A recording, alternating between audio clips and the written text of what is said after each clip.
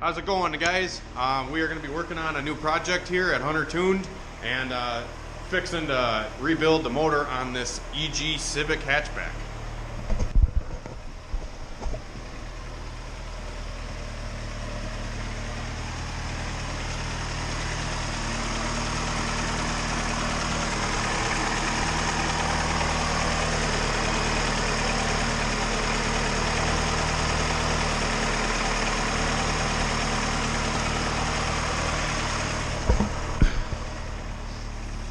This car probably has a busted ring, piston ring, or busted piston ringland. So we are actually going to be taking the engine completely out and dissecting it to see what went wrong. I actually tuned this car in a previous video, and you guys can go check that out if you would like. But pretty much the customer came and wanted me to tune the vehicle because it was running, weird. And when he brought it to me, the car wouldn't go over like 5,000 RPM because it had like 32 degrees of ignition timing in the tune and like 14 pounds of boost. And the fuel ratio was like all over the place. It was super lean. So I'm thinking because the car wasn't tuned properly, that it actually hurt the motor and broke a piston ring or broke a piston or whatever. So I got the car all tuned up now. It's running great, but it just smokes like a chimney. So he wants to get that sorted out and put some good parts in the motor so it lasts and can take some more horsepower. So I just got some parts in for him. These are the parts that we're going to be putting in the motor here. He went with the Skunk 2 rods, which I ran on a few setups. I actually have a video on my channel of my hatchback going 1050 at 135, and I had these same rods. These are like the Skunk 2 Alpha Series connecting rods. It's just an H-beam rod, but they work awesome. Next, we got a brand new set of ARP head studs for it. We also got brand new Skunk 2 springs and retainers. These are dual valve springs and titanium retainers for the cylinder head.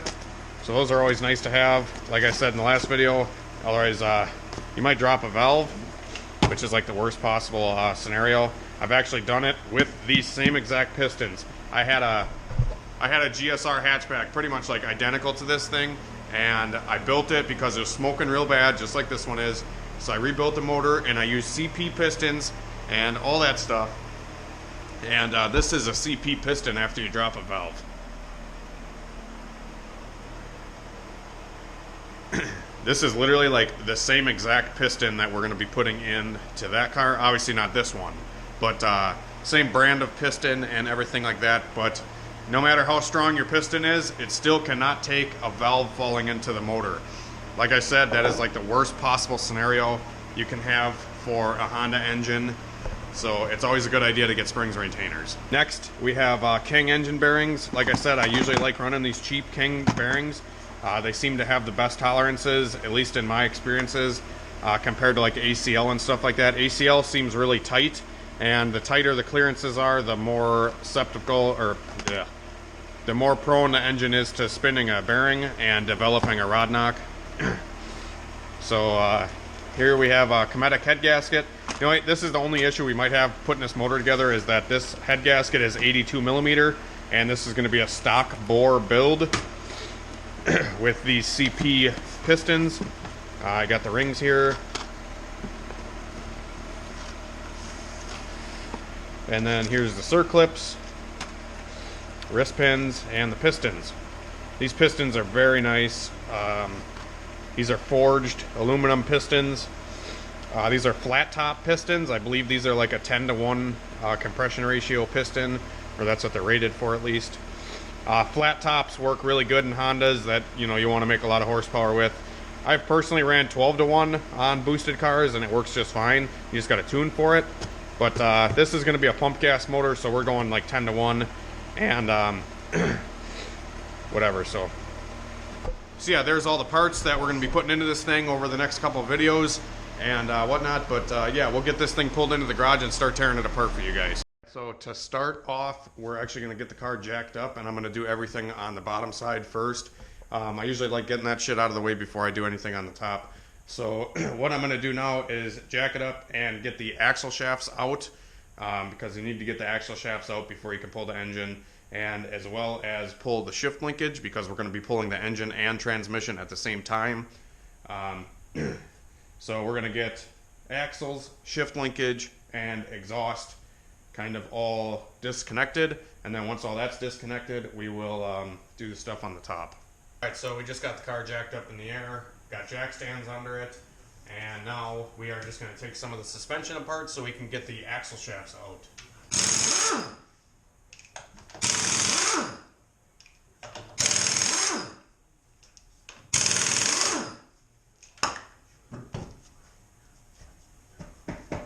After you get the tire off, I usually make sure that I can get the axle nut off. Sometimes these axle nuts are really tight and my impact can't always get them. But if you don't have an impact, you should definitely use one or borrow one, because these axle nuts are usually pretty tight if they've been in there for a while.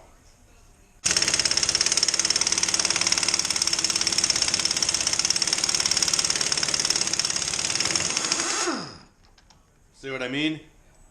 That thing was struggling, but we got it. So now that's off. I'm going to pull the tie rod, the lower ball joint, and the shock bolt on the bottom. That way we can maneuver the spindle out of the way to be able to remove the axle shaft.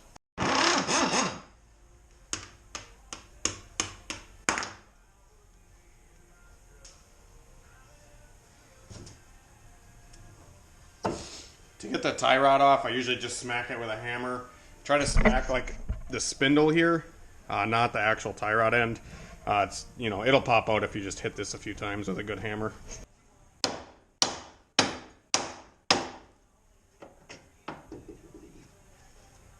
Next, I'm going to take the shock bolt out, 17 mil. So I'll put a wrench on one end, slam it with the impact on the other side. There we go, that's out. Bolt comes out. And now we got to get the lower ball joint off. It's actually easier to get a pickle fork on the bottom ball joint because the you can't really get the hammer in where the spindle connects to the lower ball joint. So like I said, it's easier just to grab a pickle fork.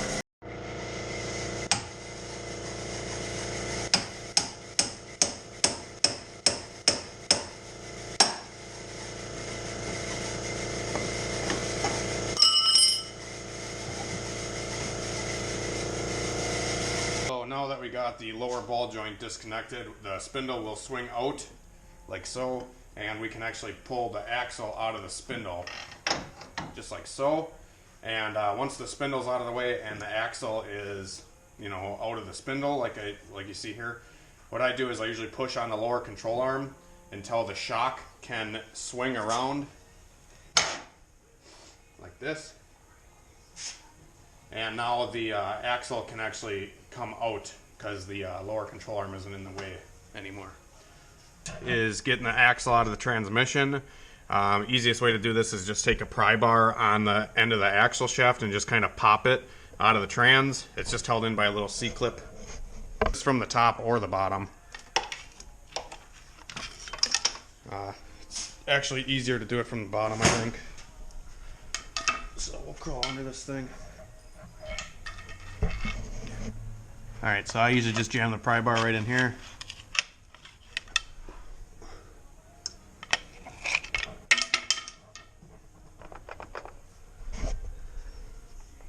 This axle doesn't even look like it's in all the way.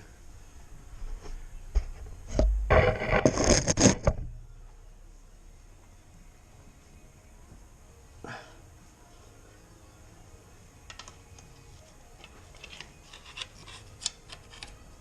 it goes. Great, training fluid all over my camera. Sweet. Now that I got a damn pan under there, the training fluid will actually go into the pan.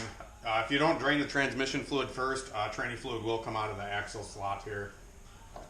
Just a FYI, so you don't do the same mistake I just did. Now I'm just draining the transmission fluid, which is just held, this is the drain bolt here.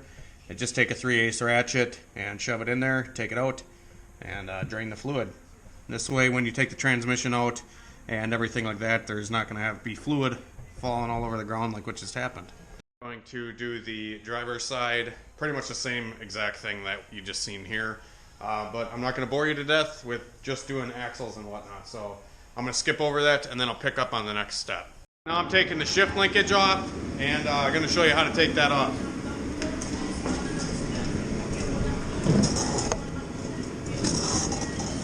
Okay, so down here you're going to have a boot that covers the pin. This is called, in Honda words, the bitch pin.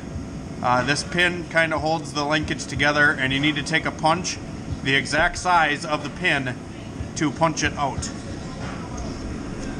And then the other side of the linkage has a 12mm bolt that holds it. So there's two parts of the linkage here that you need to remove. I also got the exhaust removed here. Just two bolts, normally on pretty much any Honda. Just two bolts to take it off of the header or the turbo downpipe. So now that's all off, and we'll pick up in a little bit. Alright, so we just got the axles and the shift linkage off. So the underneath stuff is pretty much done. Oh yeah, and we got the exhaust off. So all the stuff underneath the car is pretty much done. The only other thing on like an EG chassis like this, it's actually a little bit easier to get the rear mount off of the T-bracket or whatever from underneath the car, because up top here it's kind of a pain to get to with the intake manifold and everything like that. So I think I'm going to take the rear mount bolt out of the T-bracket, so that will be done, and I don't think I'll have to go underneath the car for anything else. The car is actually still in the air. To make stuff a little bit easier on this specific car is I'm going to remove the turbo kit and the turbo system here. So the exhaust manifold, the turbocharger, and the downpipe, as well as the oil lines and the intercooler piping. So to start here, I'm going to take off the intercooler piping here and get this out of the way. Then we can take the oil return line and the feed line off, and then the bolts connecting the whole thing to the motor, and this thing should just come out all as one piece. Right, now the turbo kit is off. Next step is here. I pulled the radiator out.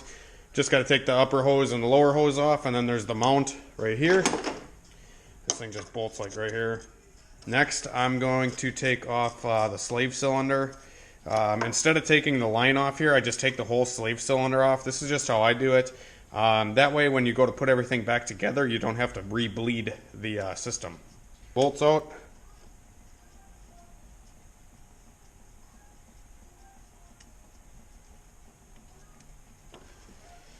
Now that both bolts are out, you can literally just pull it out, just like that. And I usually just leave this in the engine bay somewhere. Right.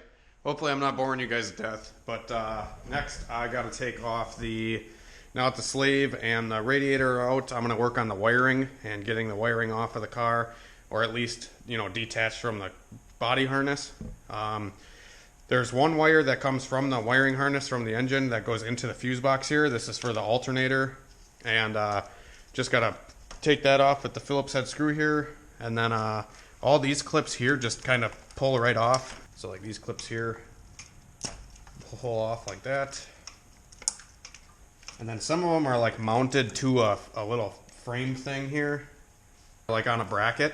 Some of these wiring plugs are on a bracket here. I usually just take a flathead screwdriver, jam it in here, and they come right out. Alright, so you gotta detach the engine harness from the body harness here. This one is just a wire that goes to the alternator that goes right into the fuse box. Take that off with a Phillips screw. And then this guy, some of these wiring plugs are actually like attached onto the, there's like a bracket here on both sides, I think on both sides. You just got to take a screwdriver or something in here and play with the plug a little bit, and it should come off.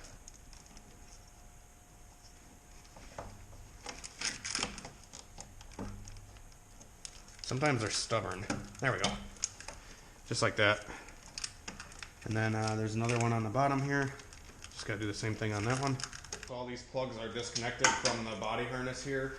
I'm actually going to have to take the starter off of this car to get at the rear mount or the T-bracket thing here, because I like taking the T-bracket off instead of taking the mount bolt out, just because, I don't know, it's easier to do it that way in my opinion. You can do it either way you want.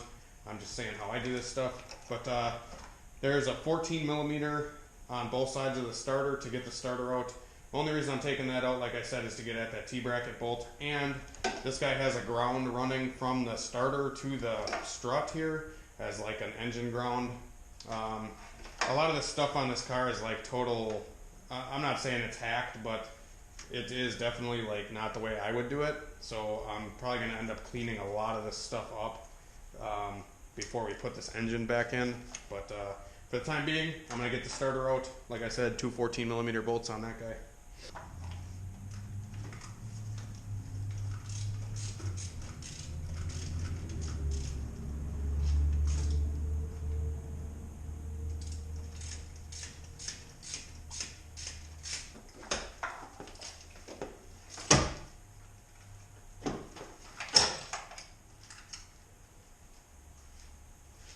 Next, I am taking off the heater hoses. There's one on the back of the motor and then one that comes up here to the head. And yeah, we'll just take these suckers right off. Sometimes they're stuck to the cylinder head. They're like stuck to the fitting pretty good. So what I do, if you can get in there, sometimes you can't really get in here, but just take like a channel locks and you know, grab where it is stuck onto the fitting and just twist the hose a little bit. This hose completely sucks on this car. There we go. It's really brittle, so you may have to replace this. I'm not sure. So now that the heater hoses are off, what's next? Take the throttle cable off, which is just two 10 millimeter bolts on the back of the throttle body here on a GSR, and then this whole thing can swing out of the way. Brake booster line has to come off. The fuel line also has to come off, which is like a 7/8 nut right here. And then we'll move on to the other side after that. Same deal on this side for the wiring. There's 3 plugs that you just unplug. And then the harness, I don't know what that was. The harness should just come over like this and then just lay it over the motor here. And then, yeah, I had to take the fuel return line off as well. And the brake booster line. Yeah, I think this thing is ready to pull. I just got to pull the mounts here. I'm going to get it back onto the ground so it's easier to maneuver the cherry picker and whatnot. I also, when I build these cars, I usually throw the front suspension back together, just like, you know, finger tight or whatever, just to roll it around. Because, you know, if you leave it up in the air, it's kind of stuck here, you know. So I just threw the front suspension back together. It doesn't take more than 2 minutes, honestly. So just throw all that back together, then I'm going to throw my tires back on, get it back on the ground, and then we will continue to pull this thing out.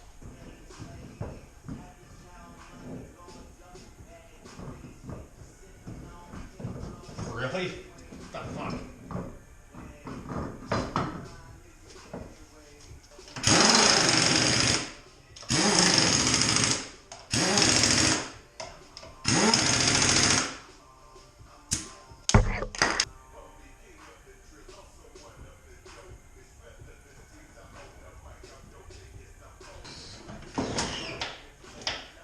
Alright, now I got the cherry picker in here. I actually had to jack the car back up just a little bit so I could get the cherry picker legs underneath the car. Since this car is lowered, the cherry picker didn't actually fit underneath the car. So I got my load leveler here. This is awesome. I got this at Harbor Freight. If you guys pull a lot of engines, this thing is a great investment. This kind of just makes sure the engine is like level when you're taking it out and putting it in. And yeah, so I got it hooked up, just a 14 mil bolt here and then a 14 mil bolt where the starter is. Seems to work pretty good. So now that we got some weight or some tension on the picker here, I'm going to take out this 17 millimeter bolt and that 17 millimeter bolt on the trans mount. Usually you have to take off this mount completely, like take it completely off of the trans and everything. So actually I'm probably going to end up just doing that right away so I don't run into any other problems.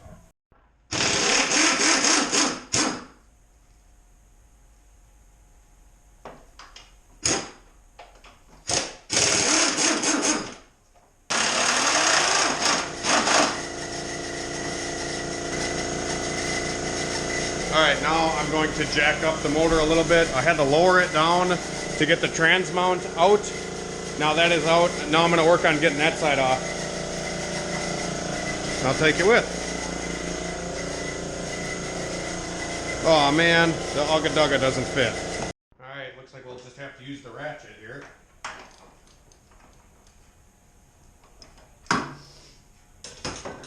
Alright, so now that we got this bolt out, it just comes right out of the mount. Now we can continue to lift this bitch up.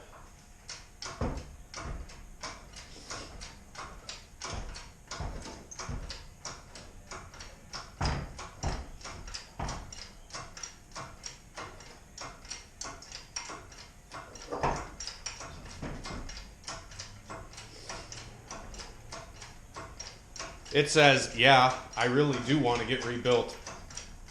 Sometimes they're kind of a pain to come out, but like I said with this load leveler, look at this. I mean, literally, this is uncut. It's just coming right out.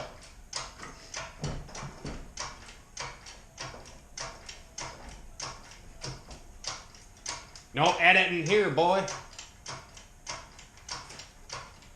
Alright, let's make sure we ain't got nothing still connected. Nope. HunterTuned knows what to take off.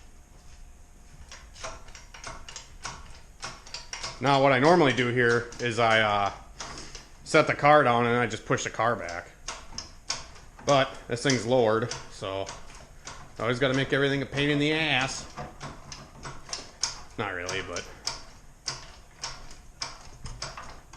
once we're clear in the oil pan there, yep, oil pan's clear, I think, yep. Now we'll just wheel this thing out of here.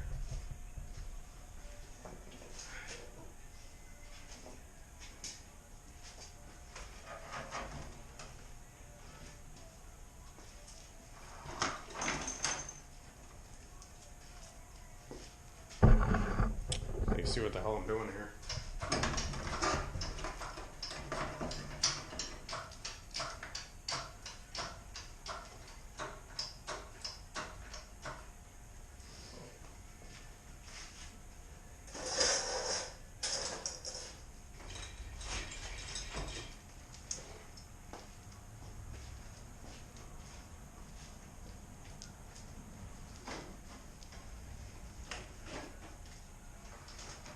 Oh, there's still one connection actually hooked up to the positive battery terminal that I didn't take off. So I'll get that quick. Voila! Car's back on the ground. Motor is out. So now I'm going to get this car back out of the garage so we can get this motor on a stand and everything like that. Alright, I got the motor on the ground now so I can take the transmission off. And that's just a couple 17mm bolts in this case because they're not all even on.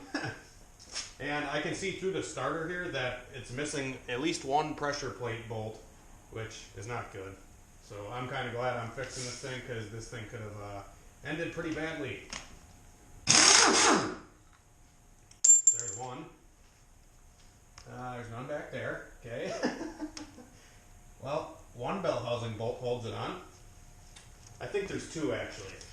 Oh, nope, there's three. So 3 bell housing bolts in this case, and this tranny's off.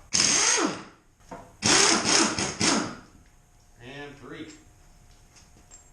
I have plenty of extra transmission bolts, so I will definitely be putting all of them back in when this thing goes back together.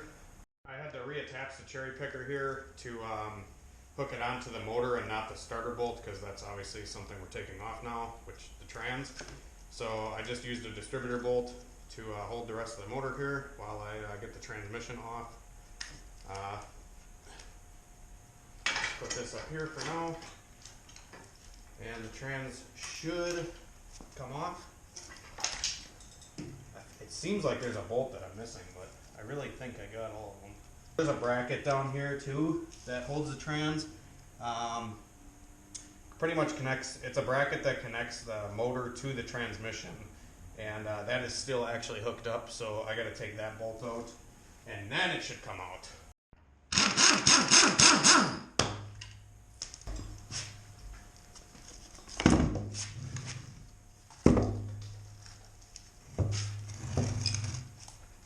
Alright, next, in order to get this thing on the engine stand and actually disassemble it, I have to take off the clutch and flywheel, so we are doing that now. Well, it actually turns out that this flywheel is an ACT flywheel and he has an ACT clutch. So I actually take back what I said about the flywheel being lightweight being a problem. Usually if you match the flywheel to the clutch with a name brand like flywheel and clutch like this, you should be okay. On the other hand, if you run those eBay crank pulleys, yeah, don't do that. Just got the motor on the stand, everything looks good. Got the distributor off, just unplugged here. And then now we're going to be taking the rest of the wiring harness off, and I figured I'd show you some of the stuff I'm taking off. So there's a ground right here on the thermostat housing. This ground is actually very important. If you don't have this ground hooked up, or if the ground is not clean, the ECU won't get a signal, because this is the main ECU ground right here. And this looks extremely crusty, so I'll have to clean that up too. Then we got your coolant temperature sensor. Actually, this one's for the fan. This turns the fans on, and then there's a coolant temp sensor up here that goes to the gauge. And then one of them is for the ECU. Now that that's off, we can take off the idle air motor here.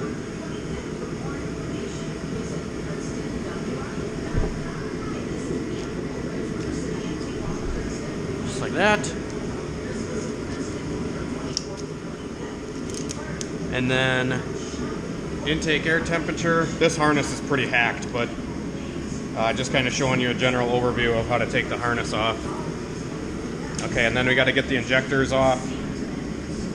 These injector clips are kind of a pain. You gotta get like a flathead, like a super small flathead screwdriver on them to pop the clips off. And then once the clips are off, the plug-in just comes right out. All right, so we just got the GSR engine fully disassembled. Everything is looking great. The only downfall to this engine so far is that the previous builder of this engine actually did not install one of the circlips into the wrist pin, and it ate into the cylinder wall quite a bit on this cylinder here, which is very unfortunate. I don't know if you guys can see. Let me try to get my light here. So you can see it's dug in pretty bad on the side of the cylinder wall there from the wrist pin backing out. I'm hoping the machine shop can clean that up a little bit. Everything else looks great. The crank looks completely mint. Crank looks great. The cylinder head also looks really good. I just got it on the floor right here kind of draining, but yeah, all that looks good.